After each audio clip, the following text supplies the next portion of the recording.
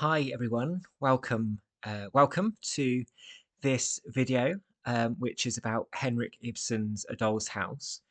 Um, in this video, I'm going to be putting forward my argument that this play is not only concerned with challenging the status of marriage or testing or analysing feminist rights, but about challenging the very image of the heteronormative nuclear family.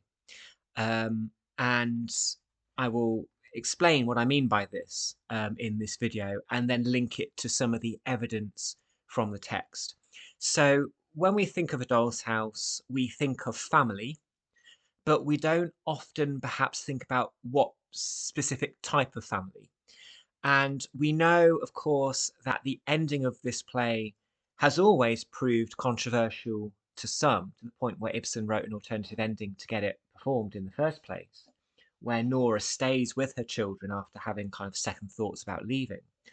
And we think, we often focus on Nora and we often focus on this idea of her marriage ending and how Nora is seen as kind of this figurehead of feminine triumph and kind of independence and self-governance. We tend to focus on that. But in my view, we often don't focus on what specific type of family this is and how that can affect the level of controversy as well. So let me put it to you this way. You type into Google the term happy Christmas or happy family Christmas. These are the type of images that you will get. They will mostly all be of what is inferred or implied to be heterosexual couples with children, and it's implied that they are the parents of those children, as you can see on the two images on the left here. And everybody looks happy, everything looks cozy, everything looks pretty perfect, as is supposed to be kind of the idealism of the period of the festive season. The painting on the right-hand side I really like because this is who Nora is. This is a more of a Victorian image with a woman in her home with toys, kids' toys and ornaments, decorating the Christmas tree before her children see. And of course, this was the time when parents decorated the Christmas trees on Christmas Eve before the children saw the trees on Christmas Eve. So that's why the first line of the play begins with "Hide the Christmas tree, Helene," because it's not decorated yet, and she wants the children to see the tree decorated. So when we type into Google family Christmas, you will rarely see anything other than a heterosexual family partaking in festive activities. So what do I mean by nuclear family? And those of you studying sociology might already be aware of this. So a nuclear family refers to a family unit which is made up of two parents and their children, usually living in the same home. And that image there of the family cartoon was the image that came up when I Googled this yesterday. Again, surprise, surprise, a heterosexual family.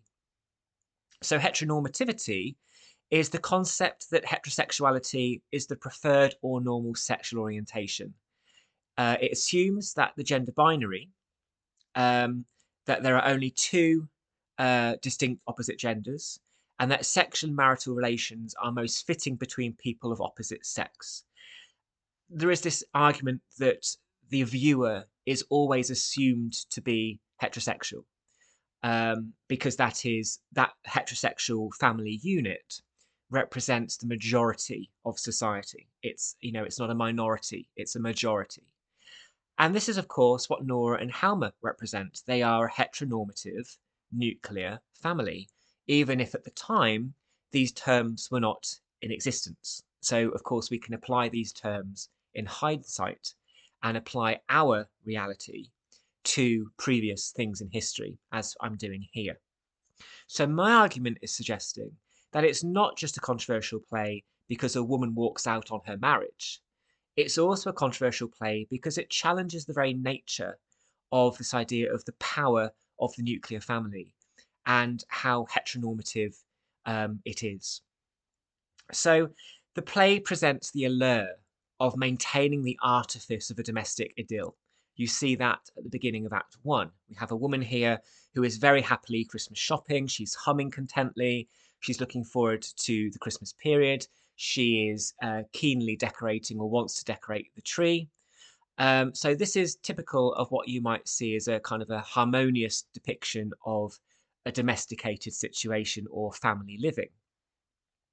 Nora and Helmut represent a middle-class nuclear family who are regarded as the most legitimate, in inverted commas, type of family, who are looking forward to Christmas. And what I mean here by legitimate is that society is least likely to raise any eyebrows at a straight couple with children because it represents what society has judged as the mainstream.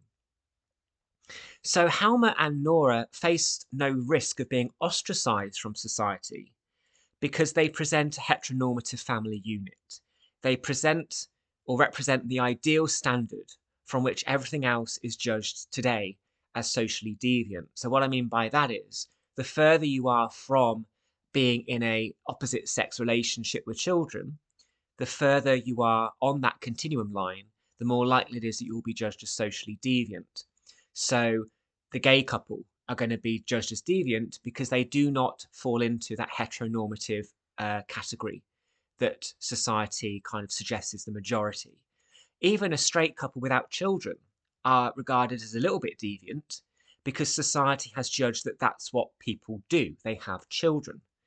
And whereas you could argue, yes, biologically, in terms of evolution, the human race would die out without people having children, that's true. Um, it isn't necessary for everyone to have children. You don't have to have children, even if you're in a straight relationship. So Nora and Halma here represent what society has judged for centuries as being the only legitimate type of family unit. So to break that apart is going to be very controversial because this idea of, 2.4 children, a loving partner, is what many hold as to be the ideal aspiration and a family home in their lives. It's a utopia that many aspire to. And, you speak to many students who are 16, 17 years old, maybe some of them even younger, and they have already said, I really want to get married as soon as possible. I want 5 children. They've already decided that that's what they want. And I also think it's very interesting that we give, stereotypically, young girls, 3, 4, 5 years old, dollies to play with, suggesting that we're already preparing them to be mothers and they're fresh out of the womb themselves. It's kind of odd to me. There's probably been a lot of psychological studies that have been done on the toys that people give children and how they continue this kind of gender stereotype. But anyway, in terms of a doll's house then, Helmut and Nora represent this legitimate nuclear heteronormative family. So to break that apart is going to be quite controversial. So what do we know about the play in terms of this preservation of the artifice? So I've got 3 examples here. So from the detailed stage directions of Act 1, we have a mother taking delight in Christmas shopping and decorating the tree, humming contently. This presents, at first glance, a harmonious domestic world of comfort and coziness. This is utopian. It seems that this is perfect. Mrs. Lind is told by Nora. Nora says to be able to be carefree, absolutely carefree, to be able to play and romp about with the children, to be able to make the house nice and pretty, she says in Act 1. So she's attempting to reinforce how perfect her life is, even though, of course, cracks begin to appear around this time. So this preservation of facades and surface appearances. This links to the idea of the doll's house itself. The doll's house, while closed, looks pretty immaculate from the outside, but it's only when you open the cover of that doll's house do you see the reality of what's going on inside. And that's what this play does, because we're going through the door or through the window to see exactly what the dynamics are between these 2 people in this relationship. So the question is, how free is she considering the loan is hanging over her? Of course, by this point, is she in denial? There's this ominous foreshadowing when Halma says there's something unfree and something unlovely that comes over the home that's founded on loans and debts. And in a recent video, I've talked about miasma, this idea that the home is diseased because of kind of foul air or foul-smelling air. You breathe that in, it's going to corrupt you. So the Victorians here were conflating this idea of moral ineptitude with this idea of foul air making everybody sick around them. And the third example of how this kind of preservation of the artifice of a family life is shown is when Halmer says, such an atmosphere of lies brings contagion and disease into the very life of the home. Every breath the children take in such a house is filled with the germs of something ugly. So you've got that, again, miasma idea here. This kind of unscrupulous moral behaviour, amoral behaviour, is corrupting the atmosphere of the home and making things wilt inside it, like the Christmas tree, and even the quality of the marriage. And what you will often find, of course, if you do Google happy family and you see these perfect images of families together, smiling and laughing, that's what it looks like on the surface. Doesn't mean they're actually happy, though. And that play challenges that and says, actually, maybe some people aren't, even though they're married. So this is what the characters do to try and maintain that mask of heteronormativism as being happy and utopian. But we're going behind the mask, of course, with this play. We're going behind that and actually really seeing the dynamics of these characters and how they see each other. In other words, the marriage isn't enough for happiness. And then we look at the end, towards the end, at what Halmer says upon finding out about the loan.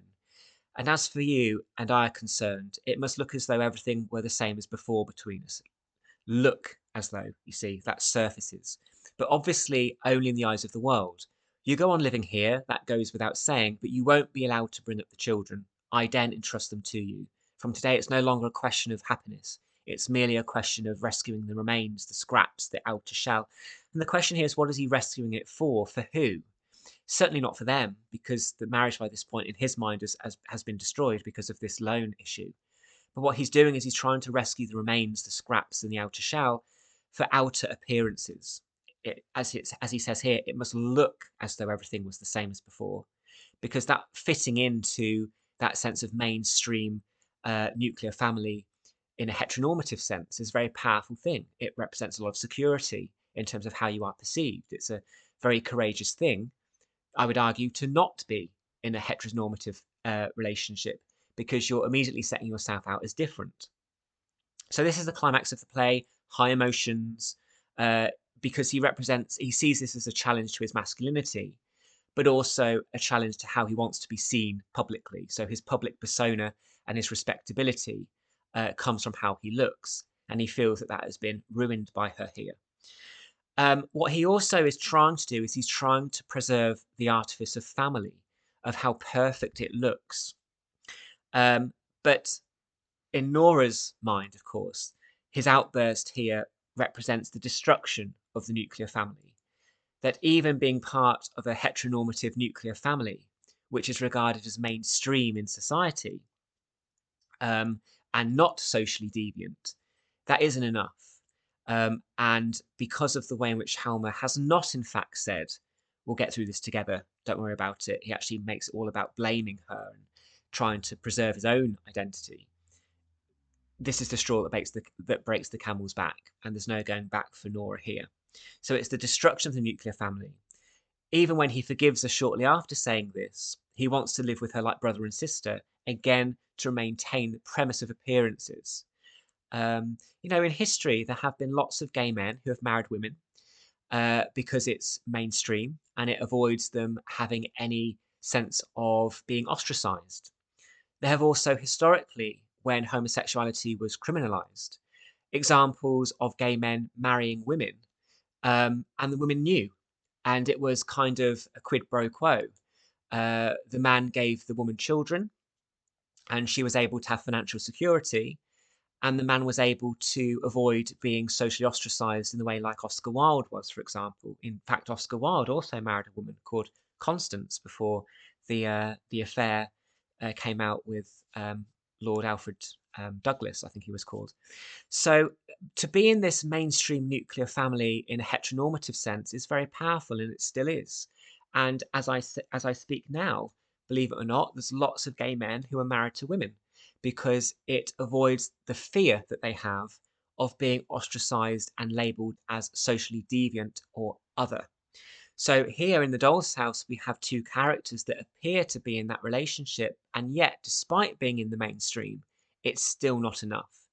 And to walk out on your marriage which has brought about the rearing of children, of course, is going to be very controversial to an audience.